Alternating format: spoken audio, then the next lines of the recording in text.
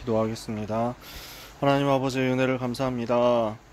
말씀으로 하나님이 주시는 은혜를 받고 영적인 힘을 얻고 세상을 향해서 도전할 방향을 붙들게 하시는 하나님께 감사드립니다. 우리 주님이 무엇을 행하셨으며 우리 주님이 무엇을 우리에게 주셨으며 우리 주님이 무엇을 우리에게 가르치셨는지 붙잡게 하여 주옵소서. 주님께서 남기신 한 말씀 한 말씀이 우리에게 생명이 되고 능력이 되며 가장 소중한 답이 되고 힘이 되어서 그 말씀 따라 현장을 변화시키게 해 주옵시고 그 말씀의 능력으로 세상을 바꾸게 하여 주옵소서. 오늘 언약 잡는 하나님의 자녀들에게 영안이 열려지게 하옵소서. 말씀이 보여지고 말씀이 이해되고 믿어지고 붙잡아지는 역사가 있게 하옵소서. 예수 그리스도의 이름으로 기도합니다. 아멘. 다락방 강화입니다. 고난주간 이야기가 이제 거의 끝나가고 있습니다. 그래서 예수님의 생애 이야기를 나누는 것 중에서도 이제 거의 다 되어가고 있죠. 다락방에서 무엇을 말씀하셨느냐 라는 것인데요. 지금 예수님이 십자가 지시기 전날 밤의 이야기입니다. 그래서 지난주 정확히 21과 때 세족식, 성찬식 이거 이야기를 했었잖아요. 이게 그 이후에 일어난 메시지예요. 길게 메시지를 하십니다. 요한복음 14장, 15장, 16장에 기록되어 있습니다. 그리고 요한복음 17장에 기도하시는 것, 제자들을 위해서 중보 기도하시는 것까지 해서 이 부분을 마가의 다락방에서 하신 메시지라고 해서 다락방 강화라고 부릅니다. 그래서 강의인데 그냥 강의는 일방적으로 얘기를 하는 거고 대화를 하면서 강의를 하시는 거거든요. 가르치시는데 대화를 통해서 가르치시는 거예요. 그래서 강화라고 합니다. 어떤 분위기고 어떤 배경이었습니까? 서론에 보면요. 지금 제자들이 어떤 상황이냐, 두려움과 혼란 속에 있습니다. 거기에 주님이 말씀으로 중요한 답을 주시는 거예요. 예수님께서 왕이 되시지 않을까라고 제자들은 기대하고 있는데 예수님께서는 오히려 고난을 예언하셨어요. 인자가 온 것은 섬김을 받으려 함이 아니라 도리어 섬기려 하고 많은 사람을 위하여 자기의 목숨을 대속물로 주려 함이니라. 그래서 예수님은 고난당하시러 오셨다는 거예요. 고난당하여야 될 것을 예언하시는 거예요. 그러니까 제자들이 조금 이제 의아한 거예요. 이상하다 생각이 드는 거예요. 그래서 알쏭달쏭합니다. 좀 꼬입니다. 주는 그리스도시요 살아계신 하나님의 아들이십니다. 고백한 그 이후에 너무 잘했다.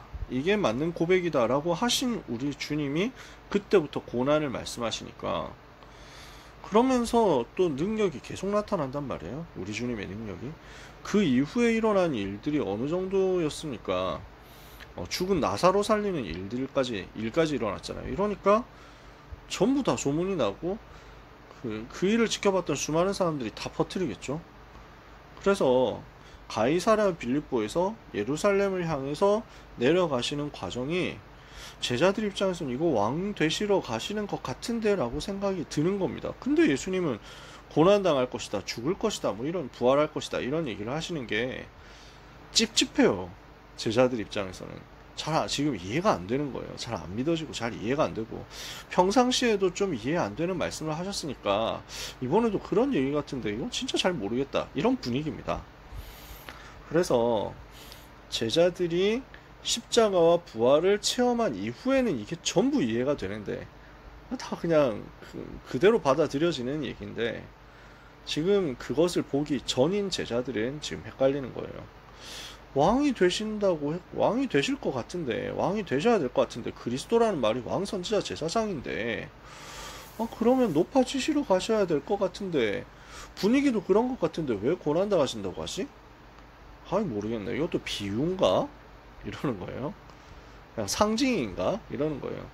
그러는 가운데 제사장, 율법학자, 서기관, 바리새인, 사두개인 정말 이질적인 집단인데 합심해서 예수님을 죽여야 되겠다라고 하고 있는 상황입니다. 서로 사이 되게 안 친하고 그 다음에 교리도 이론도 다 다른데요. 한 가지 딱 공통되는 게 예수를 놔두면 우리는 끝장이다 라는 생각을 점점 더 하고 있는 겁니다. 죽이겠다 하는 음모가 이제 자꾸 나와요. 핍박의 움직임이 고조되는 가운데 가룟 유다가 예수님을 배반했어요. 지금 이게 무슨 상황입니까? 예수를 잡아서 종교재판 걸고 신성 모독죄에다가 로마에 대한 반역죄로 몰아가지고 처형을 하면 너무 좋겠는데, 아무리 이렇게 하려고 해도 예수를 따라다니는 사람 너무 많고 보는 시선이 너무 많으니까 이게 쉽지 않은 일인데, 어떻게 조용히 있을 때 눈에 안 띌 때 몰래 잡아가지고 체포를 해야 되는데, 그러려고 하니까 뭔가 내통하는 사람이 있으면 좋겠는데 라고 하는데 가룟 유다가 딱 나온 거예요. 그래서 배반을 하는 거죠. 예수님 배반하고 은삼십 받아가지고 그 다음에 예수님 넘기겠다. 예수님 다 알고 계시잖아요. 그래서 가룟 유다 보고 성만찬 하신 이후에 가룟 유다 보고 가서 네가 할 일을 해라. 가룟 유다 뛰쳐나가죠. 그러면서 예수님은 그 제자들은 아직도 눈치를 못 채는 거예요. 네가 할 일을 해라 라고 하니까 뭐 재정 맡은 사람이니까 뭐 계산하러 가야 되나, 뭐 사러 가야 되나, 이럽니다. 근데 예수님이 이제 말씀하시잖아요. 이제 때가 왔다. 너희들이 다 나를 버리고 도망하게 될 것이다. 인자는 잡혀가게 될 것이다. 그러니까 뒤숭숭합니다. 베드로가 일어나서 얘기합니다. 저는 절대로 주님을 배반하지 않고 떠나지 않을 것입니다. 예수님 말씀하시죠. 네가 닭 2번 울기 전에 나를 3번 부인할 것이다. 얼마나 다운이 되겠어요. 분위기 완전 초치는 상황이잖아요. 제자들이 지금 혼란에 빠져 있고 그리고 두려움에 빠져 있습니다. 이때 주님이 중요한 메시지를 주시는 거예요. 그게 다락방 강화 메시지의 시작이에요. 요한복음 14장부터입니다. 이 다락방 강화 메시지는요, 저는 참 다 외웠으면 좋겠다 싶을 정도로 너무 좋아요. 제가 이걸 다 암송하지 못하는 게 너무 아쉽습니다. 하고 싶어요. 저는 이 구절들을 다 암송하고 싶을 정도로 이 구절 한 구절 한 구절들이 너무 소중하고 너무 중요합니다. 십자가 지시기 전날 마지막 날 밤이라니까요. 그 최후의 만찬 이후에 일어난 메시지라니까요.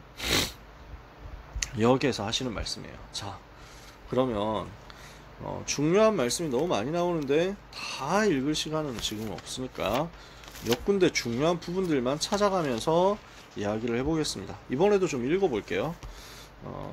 지금 사복음서 거의 막바지거든요. 오늘 다락방 강화하면 다음 주에 이제 십자가 지신 얘기고 그 다음 주에 부활 얘기니까요. 그러면은 요 배경 속에서 우리가 아마 사도행전 넘어가면 잘 아는 구절들이 많으니까 설명 많이 안 해도 되는데, 여기 이 구절들은 하나씩 조금 설명 알려드리면 좋겠다 하는 구절들 뭐 거의 다지만, 그래서 몇 구절들은 좀 읽어가면서 얘기를 해볼게요. 자, 14장이에요. 13장 36절부터 제가 일부러 한번 읽어봅시다. 13장 36절 요한복음 13장이요.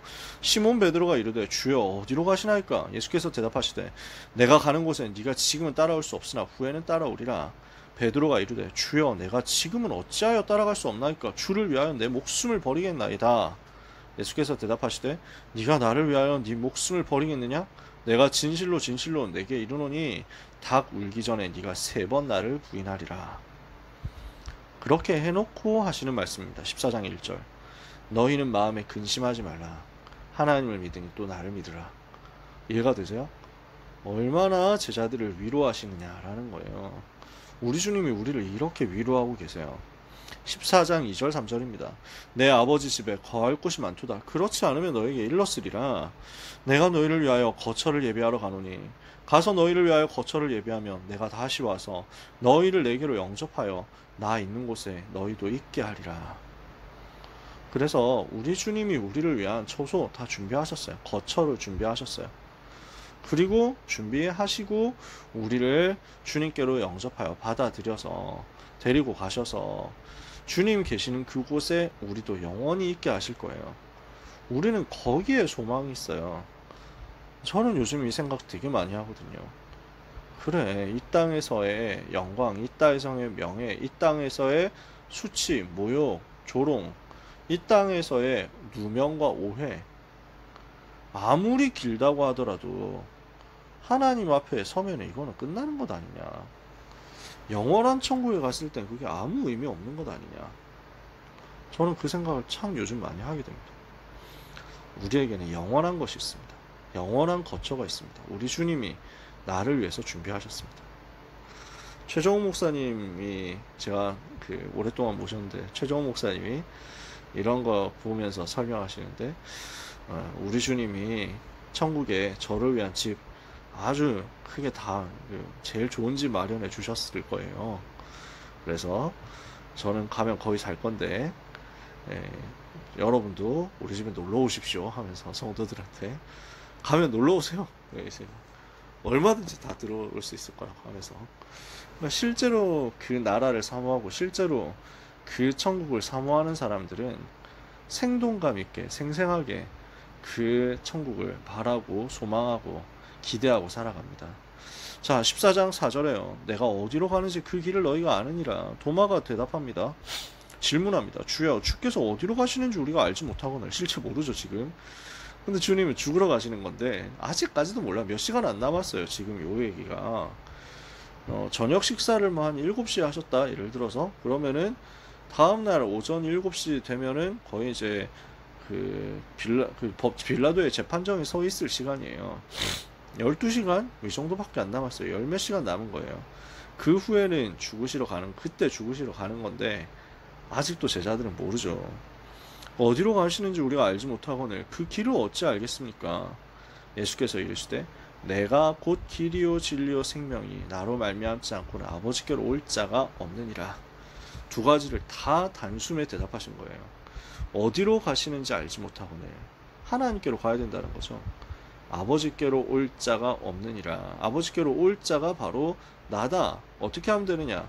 그 길이 무엇이냐? 예수님이 바로 그 길이고 그 진리고 그 생명이다. 예수 그리스도를 통해서 하나님 만나는 거죠. 그리스도를 통해서 하나님 만나는 우리는 마음에 근심할 것 없습니다. 우리는 하나님을 믿고 예수 그리스도를 믿고 그 안에서 영원한 소망을 가진 사람들인 것입니다. 두 번째, 그러면서 집중적으로 하시는 메시지예요. 성령을 보내시겠다, 이것을 말씀하세요. 성령 보내겠다.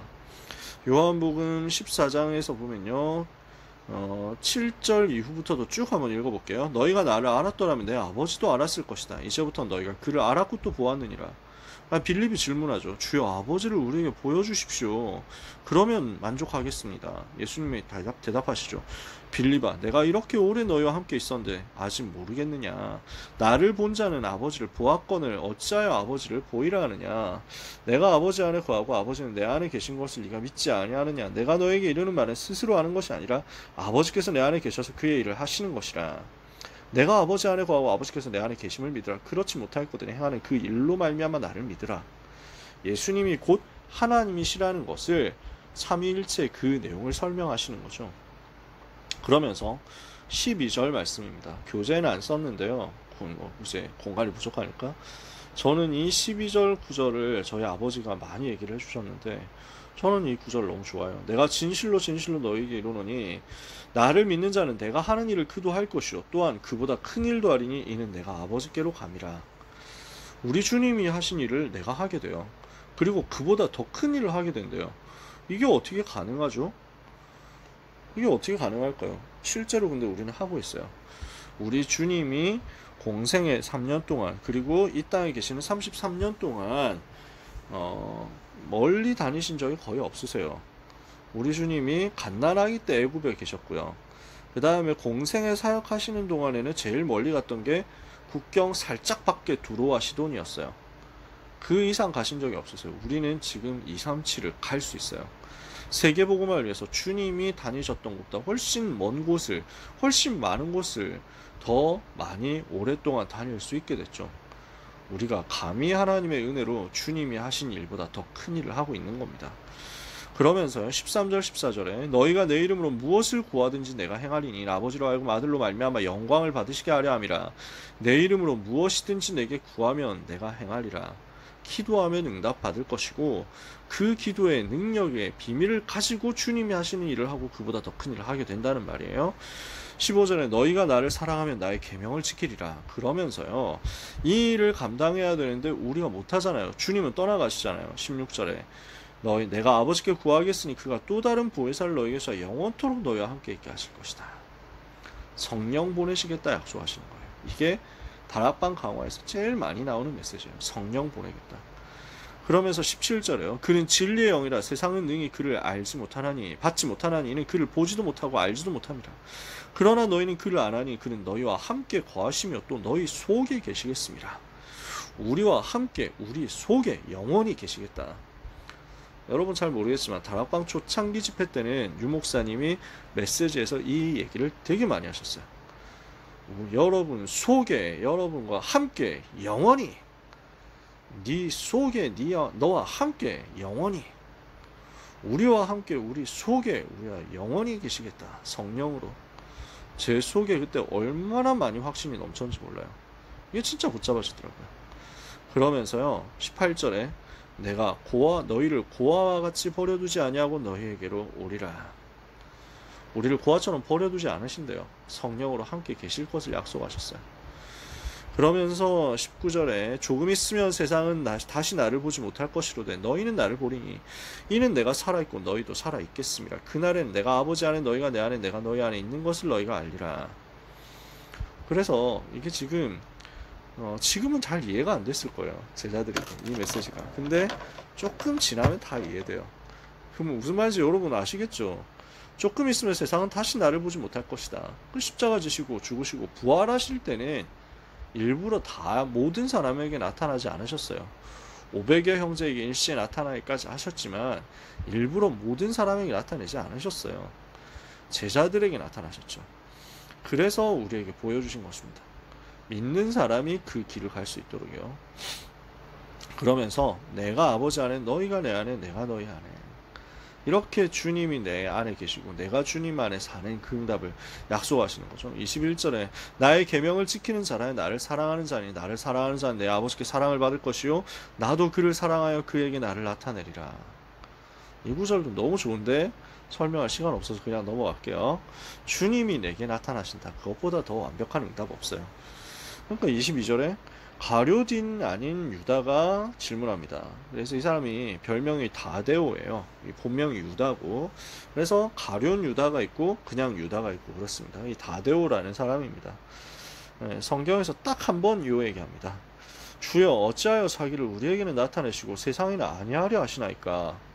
그렇죠. 사람들이 뭐 그렇게 생각할 거 아니에요. 실제로 제자들 부활하신 이후에도 제자들에게만 나타나시잖아요. 예수께서 대답하여 이르시되 사람이 나를 사랑하면 내 말을 지키니 내 아버지께서 그를 사랑하실 것이요 우리가 그에게 가서 거처를 그와 함께하리라. 나를 사랑하지 아니하는 자는 내 말을 지키지 아니하나니 너희가 듣는 말은 내 말이 아니요 나를 보내시는 하나님의 말씀이니라. 그래서 하나님을 사랑하는 자, 우리 주님 사랑하는 자, 그 사랑하는 사람에게 나타내시는 거죠. 사랑하지 않고 믿지 않는 사람은 나타나도 안 믿습니다. 보여주셔도 안 믿어요. 우리에게는 하나님께서 보지 않고 믿는 은혜를 주신 거예요. 그 믿음을 가지고 실제 증거 현장에 나타내게 하시는 거예요.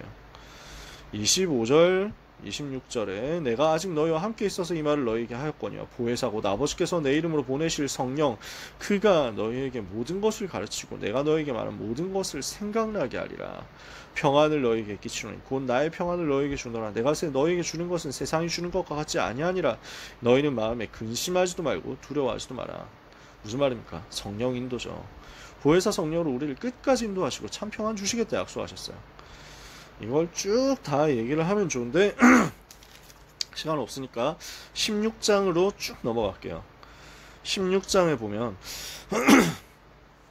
1절부터 내가 이것을 너희에게 이르면 너희를 실족하지 않게 하려 함이니 사람들이 너희를 출교할 뿐 아니라 이단이라고 몰아서 쫓아내는 정도가 아니라 때가 이르면 물은 너희를 죽이는 자가 생각하기를 이것이 하나님을 섬기는 일이라 하리라. 하나님 열심히 섬기려면 이 사람들을 죽여야 된다. 이 정도까지 갈 거라는 거예요. 그들이 이런 일을 할 것은 아버지와 나를 알지 못함이라. 오직 너에게 이 말을 한 것은 너희로 그때를 당하면 내가 너에게 말한 이것을 기억나게 하려 하며 처음부터 이 말을 하지 아니한 것은 내가 너희와 함께 있었음이라. 처음부터는 안 했죠. 함께 계시니까. 근데 이제 주님이 떠나가시잖아요. 제자들을 떠나가시거든요. 그러니까 이 말씀을 하시는 거예요. 떠나가는 것 같지만 성령을 보내겠다. 16장 5절에 지금 내가 나를 보내신 이에게로 가는데 너희 중에서 나더러 어디로 갔는지 묻는 자가 없고 도리어 내가 이 말을 함으로 너희 마음에 근심이 가득하구나. 그러나 내가 너희에게 실상을 말하노니 내가 떠나가는 것이 너희에게 유익이라. 내가 떠나가지 아니하면 보혜사가 너에게로 오시지 아니할 것이요 내가 가면 내가 그를 너희에게로 보내리니. 그래서 성령은 우리 성부 하나님께서 보내시는 것이요 또 성자 하나님께서 보내시는 거예요. 아버지께서 내 이름으로 보내실 성령이라고 했죠. 그리고 16장 7절에는 내가 그를 너희에게로 보내리니. 그래서 이건 신학적인 얘기인데 성령이 누가 성령을 보내시느냐? 성부 하나님이 보내시고 성자 하나님이 보내십니다. 그래서 성부에게서도 성자에게서도 성령은 임하십니다. 그래서 우리 하나님이 성령을 보내시는 거죠. 지금 어떻습니까? 그 전까지는 3년 동안 예수님의 제자들과 항상 같이 다니셨어요. 근데 십자가 지신 이후에는 이제 당연히 이제 함께 계시지 않게 되는 것이고, 부활하신 이후에는 어떻습니까?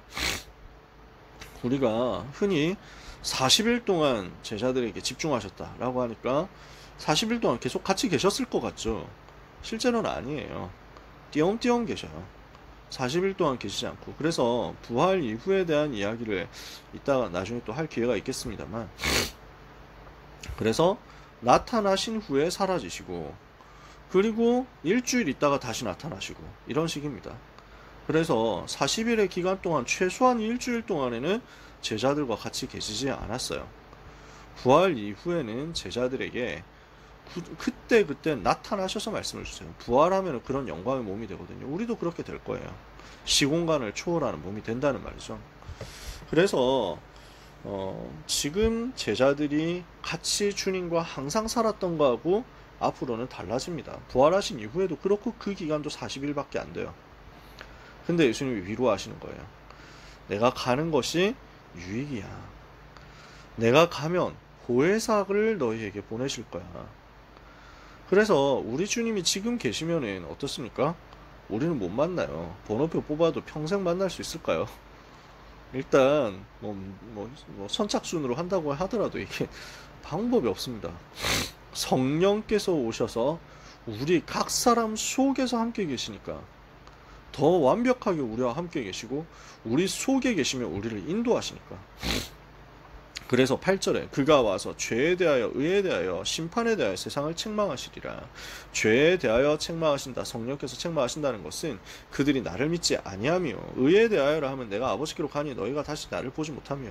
그래서 죄인에 대해서 책망하신다는 거예요. 의인에 대해서 또 알려주신다.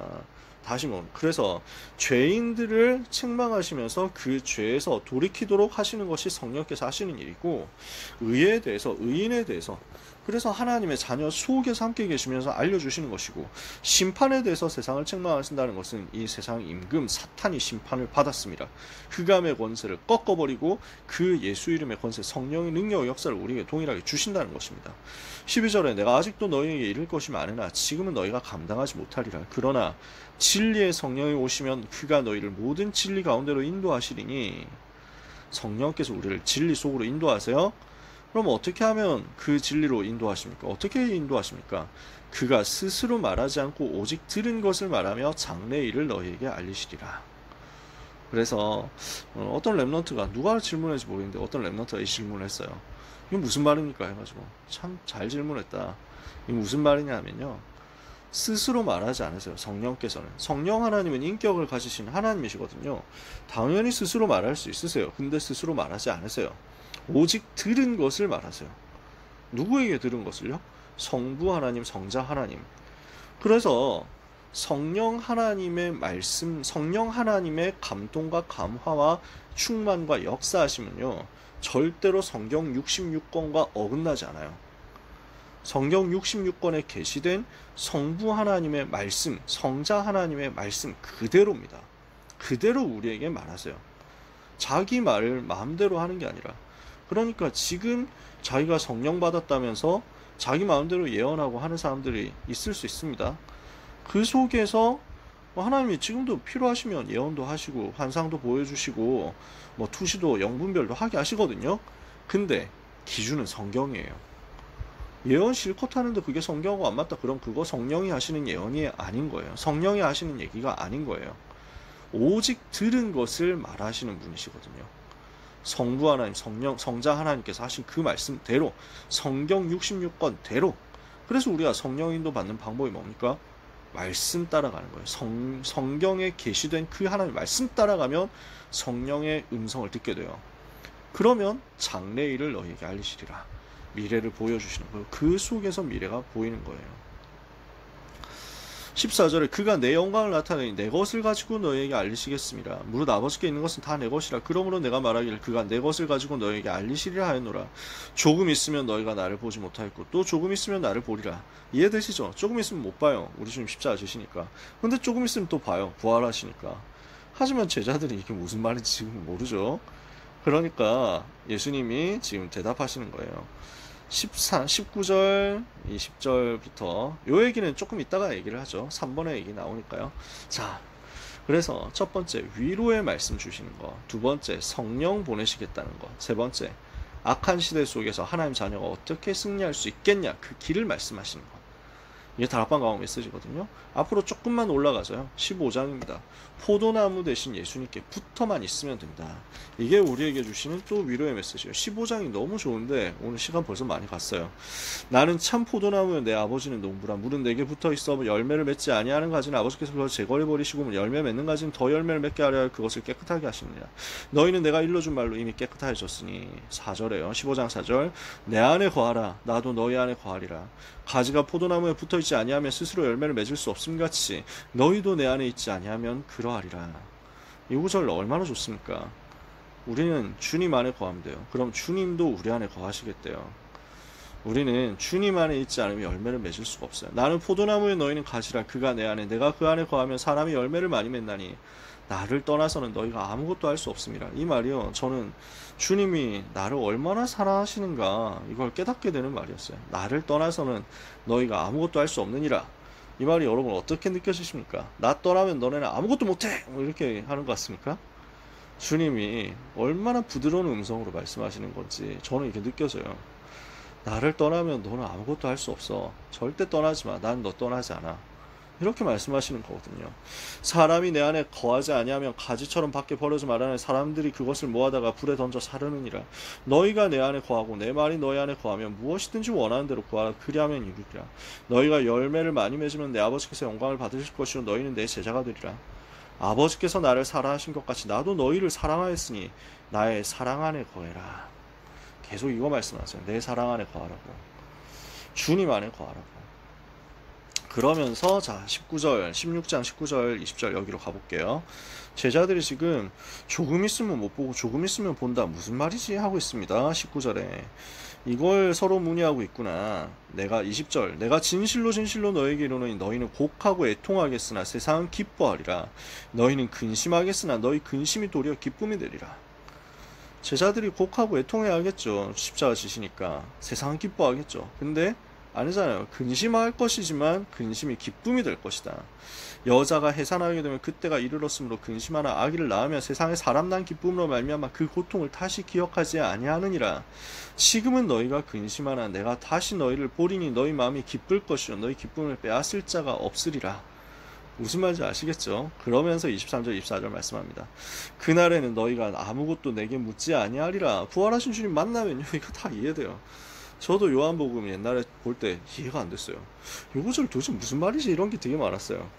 지금 보면요 뭐 물어보고 해석하고 할 게 없어요. 예수님이 생명이시고 그리스도구나 그걸로 다 보이니까요. 그래서 내가 진실로 진실로 너희에게 이르노니 너희가 무엇이든지 아버지께 구하는 것을 내 이름으로 주시리라. 지금까지는 너희가 내 이름으로 아무것도 구하지 아니하였으나 구하라. 그리하면 받으리니 너희 기쁨이 충만하리라.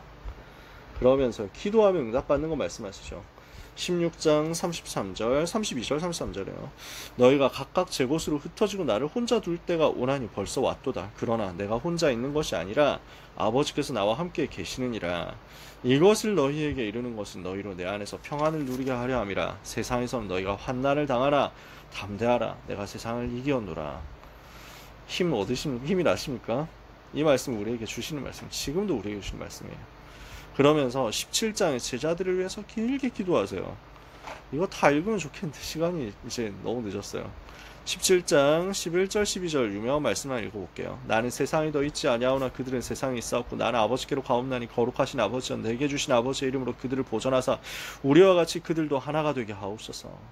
내가 그들과 함께 있을 때 내게 주신 아버지의 이름으로 그들을 보전하고 지키었나이다. 그 중에 하나도 멸망하지 않고 다만 멸망의 자식뿐이오니 이는 성경을 응하게 함이니이다. 그래서 제자들을 두고 계속 기도하시고 간절히 기도하시고 제자들을 지켜달라고 기도하시고 지키는 기도를 하시는 겁니다. 그래서 맨 마지막 26절에 내가 아버지의 이름을 그들에게 알게 하였고 또 알게 하리니 이는 나를 사랑하신 사랑이 그들 안에 있고 나도 그들 안에 있게 하려 함이니이다. 지금도 나를 이렇게 사랑하시고 내 안에서 역사하시는 거죠. 자, 하나님은 우리 주님은 지금도 우리를 그 이름의 권세 가지고 지키고 계신다는 말입니다. 결론이에요. 오늘 뭐 메시지 제가 따로 한 거 없죠. 성경 그냥 쭉 읽은 거예요. 우리는 뭐 결단해야 되느냐? 나는 그 사랑 안에 있어야 되겠다. 우리 주님이 나를 사랑하시는 그 사랑 안에 거하면 반드시 승리합니다. 요한복음 15장 16절에 너희가 나를 택한 것이 아니요 내가 너희를 택하여 세웠다. 우리가 주님 택한 게 아니에요. 주님이 우리를 먼저 택하시고 사랑하셨어요. 우리는 뭐 하면 됩니까? 우리를 사랑하신 주님의 사랑 안에 거하고 그리고 그 사랑 가지고 서로 사랑하는 거예요. 이것이 세상에서 우리가 살아남는 답이고 승리하는 답입니다. 주님의 사랑 안에 거하고 그리고 이 사랑을 가지고 서로를 살리고 사랑해라. 이게 우리 주님이 다락방에서 부탁하신 말씀이었어요. 우리는 이거 붙잡고 가는 겁니다. 위로하시는 주님, 성령 보내시는 주님, 세상 이기게 하시는 주님이 지금 우리 속에 계시다. 이거 붙잡고 믿고 누리는 가운데 승리하는 한 주간 살게 되시기를 예수님 이름으로 축복합니다. 기도하고 마치겠습니다. 하나님 아버지 은혜를 감사합니다. 성삼위 하나님이 지금도 그 능력, 그 은혜, 그 사랑으로 우리와 함께 하시는 것을 감사합니다. 우리 주님이 성령을 보내사 우리와 함께 계시고 우리를 진리 가운데 인도하시며 우리를 고아처럼 버려두지 않으시고 함께 계시는 것을 감사합니다. 날마다 우리 주님의 위로하시는 음성을 듣게 하옵소서. 날마다 세상 이기게 하시는 그 능력 붙잡게 하옵소서. 날마다 성령의 인도받고 성령의 충만함 받아서 세계 살리게 해 주옵소서. 그 사랑 안에 거하는 주의 백성들 되게 하옵소서. 예수 그리스도의 이름으로 기도합니다. 아멘.